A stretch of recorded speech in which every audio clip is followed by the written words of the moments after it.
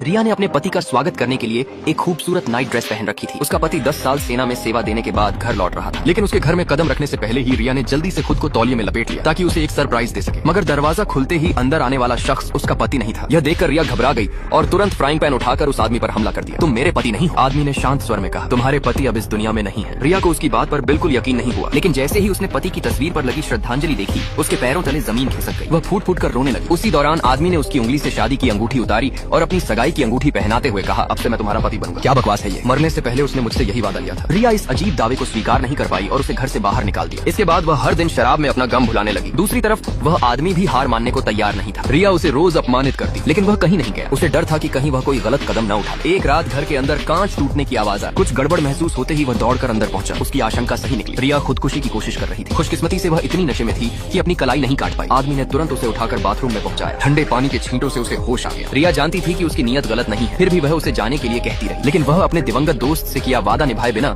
जाने को तैयार नहीं था। कुछ देर बाद जब रिया बाथरूम से बाहर आई तो उसने देखा कि वह उसके पति के कपड़े पहने खड़ा है। यह दृश्य देखकर उसकी पुरानी यादें फिर ताजा हो गई। आदमी ने उसका हाथ थाम लिया। एक पल के लिए उसे ऐसा महसूस हुआ जैसे उसका पति वापस लौट आया। धीरे धीरे दोनों एक दूसरे के करीब आने लगे। समय के साथ उसने उसे स्वीकार कर लिया। दोनों साथ में घर के काम करते, किताबें पढ़ते और घंटों बातें करते। उसकी देखभाल और साथ ने दोनों के रिश्ते को और मजबूत बना दिया। जब भी वह अपने पुराने पति को याद करके उदास होती, वह फूल लाकर उसका ध्यान भटकाने की कोशिश करता। धीरे धीरे उसके दिल का खालीपन भरने लगा और आखिरकार उसे उससे प्यार हो गया। लेकिन खुशियां ज्यादा दिन टिक नहीं सकी। जिस दिन रिया ने उससे शादी करने का फैसला किया, उसी दिन वह सेना की वर्दी पहनकर उससे विदा लेने आया। उसने बताया कि उसे सेना की एक बेहद जरूरी और विशेष मिशन पर तुरंत लौटना होगा। अगले 2.5 घंटे के भीतर उसे बेस पहुंचना था। रिया बुरी तरह घबरा गई। उसने दरवाजे के सामने खड़े होकर उसका रास्ता रोक लिया। मत जाओ, मैं अपने दूसरे पति को भी नहीं खो सकती। उसकी आंखों में आंसू थे और आवाज में बेबसी, लेकिन उसने समझाया कि यह मिशन टाला नहीं जा सकता। जाते जाते उसने वादा किया कि वह सुरक्षित वापस लौटेगा और रिया को अपना ख्याल रखने के लिए कहा। रिया भारी मन से उसे जाते हुए देखती रही, लेकिन इसके बाद जो हुआ उसने उसे पूरी तरह स्तब्ध कर दिया। उस आदमी के जाते ही उसका पहला पति टोपी पहने घर वापस लौट आया।